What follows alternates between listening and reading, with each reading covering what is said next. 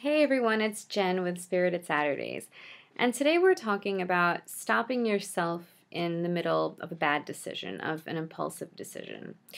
Um, so I want to address a few different aspects of this. The first thing that I want to address is that when I struggled with this, and struggled with stopping something in the middle. One of the main things that I struggled with about it was that I didn't think that I could. I did not think that I was inherently capable of it. Another thing that I struggled with about it was that I didn't think I necessarily deserved it. I didn't necessarily deserve to feel better. And finally, the thing that I struggled with the most, or I don't know if you would call this a struggle, but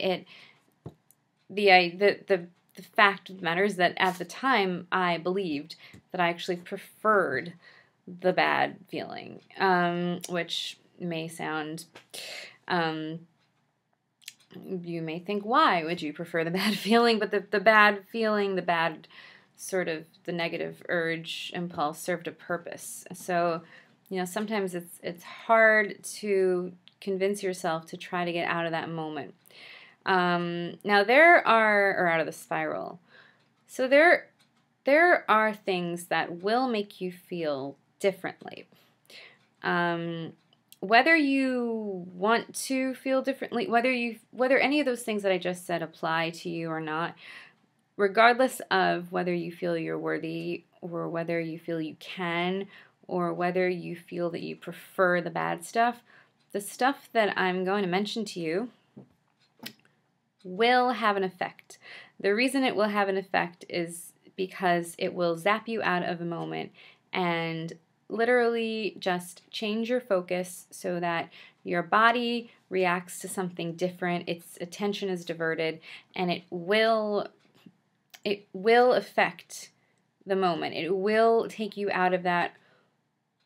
And the great thing about it is that it will happen whether you feel you deserve it to happen or not. It's like your feeling of your own worth is not going to direct or affect the outcome or the effectiveness of these coping strategies. So it's like oxygen. It's there. Whether if we don't have to believe in the oxygen, but it's there all the time. So these things will physiologically affect you, and probably just enough, if not more, to at least for the moment get your attention out of the spiral and just make you pause. These are coping strategies to work with in the moment, in the middle, in the thick of it. These are not things like emotion regulation and DBT, which are steady over time, consistent ways that you can practice self-care. These are once you're in the thick of something, you want to catch it. So just some things that have helped me. Changing my environment. And this can mean going to the next room, going outside, calling a friend, putting on a TV show or YouTube video that makes me laugh, like something that is going to automatically make me laugh, something that I've never, ever, ever in my life watched without laughing. It's a guarantee. Putting lotion on my body, taking a really nice, really luxurious shower with lots of yummy, smelly things like lotions and, I don't know, moisturizers, whatever. Things that make you feel luxurious. And you don't have to even really feel that you deserve to feel luxurious. These are, it's just, they will have some kind of, so you don't have to use that word if it doesn't help, but just things that will soothe you, things that will smell nice. Something that Robyn Hussa from Normal in Schools taught me was that you can rub lotion on your, not lotion, oil on your hands, and then just put it up, cup it up to your face, and breathe it in a few times. That will guarantee that your body chemistry changes. Also, holding a rock, like a stone, helps. Just holding it tight in the palm of my hand. Also, just changing the way my hands, changing my posture. So this is also something Robyn said, but like making sure my feet are on the floor, my feet down on the floor, and my palms are maybe face up on my thighs, and they're just face up. That changes the flow of energy in your body. Sometimes you may want to touch your thumbs to your forefingers, or you can just put your palms face down on your lap. That works too. The idea is just to get the balance, the symmetry, the grounding. Again, I'm going to refer to Robyn because a bunch of this is coming from stuff I've learned from her. Putting on a song that is not sad. It's something that will make you feel just kind of light and bouncy. A silly song. Taking off your shoes, walking on the grass barefoot, or just walking on grass, period. My friend used to tell me that if she had ever had a choice between walking on concrete and walking on grass, she would always choose to walk on the grass. And since she told me that, I also always choose to walk on the grass. Even if I have my shoes on, it still makes a huge difference. Makes you feel really grounded and really connected, and just it really does change the way your body feels.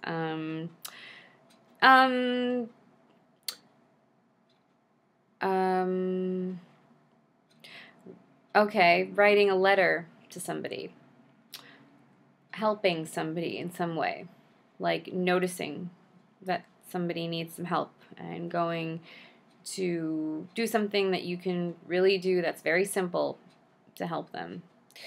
That could be, any.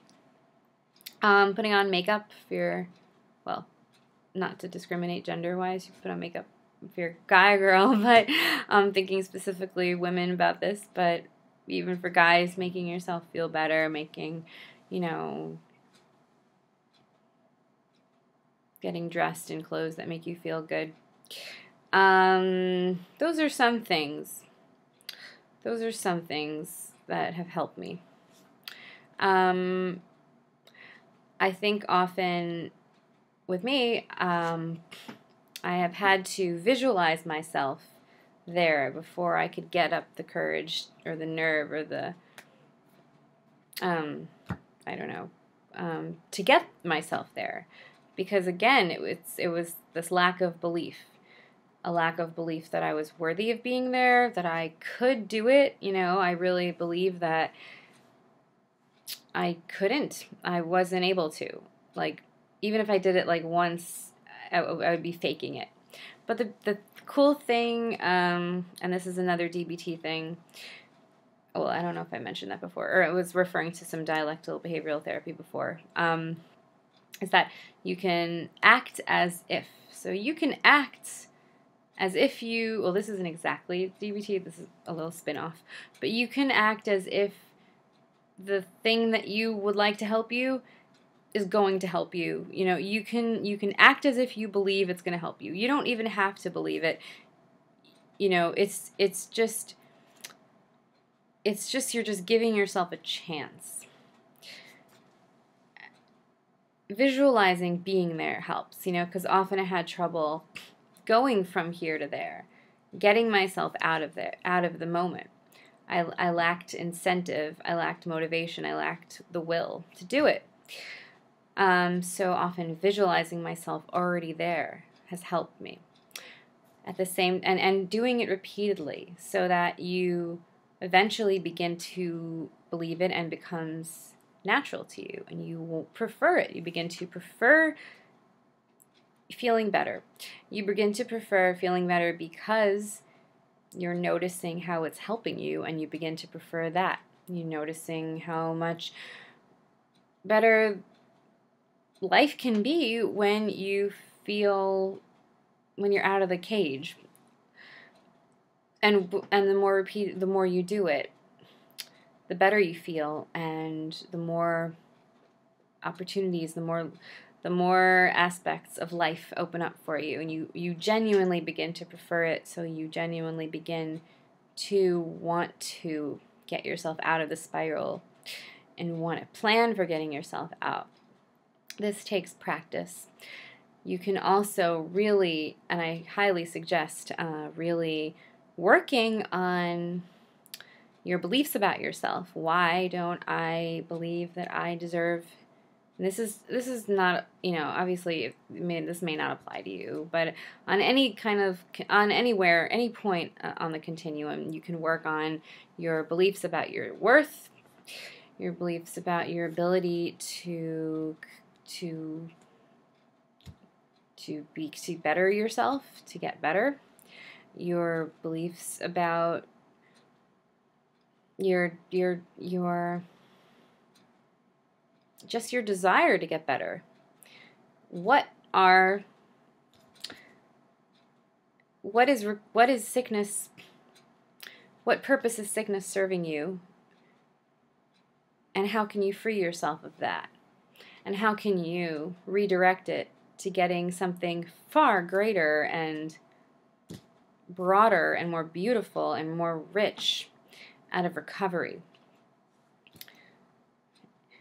And the more you work on those things, the more accessible those coping mechanisms will seem to you. But in the meantime, you can still do them. You don't have to fully, feel 100% about yourself in order to engage in healthy coping mechanisms.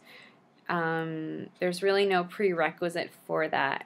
In fact, it often starts with action, and then often the thoughts, change, the feelings change. Often it starts with just taking action. And to take action, you may want to regularly start visualizing yourself in that place. Visualize it before it happens so you can be ready for it.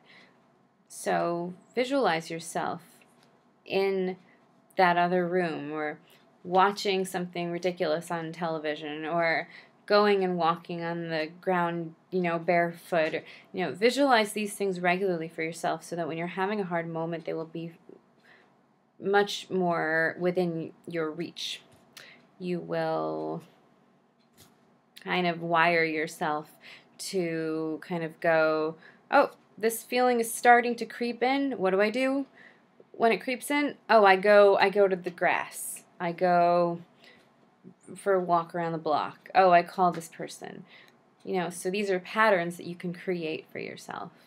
This can refer to any point along the urge behavior continuum. This can apply to when you've already started a behavior. You can stop it. This is a big one. I promise you can stop it. Or a ritual or something like that. Really being involved in something unhealthy, counting, or maybe, a behavior like binging or purging, over-exercising. All of these things you can apply to any point along the urge and the acting out. You can interrupt it anywhere along that spectrum. Okay? Hope this helped. Been a little bit of a happy but long but happy day. happy day. Visited Ariel today, Wednesday Warriors. Such a great, wonderful, beautiful day. So just a little tired. So I hope this made sense. But all right, see you next week. Bye.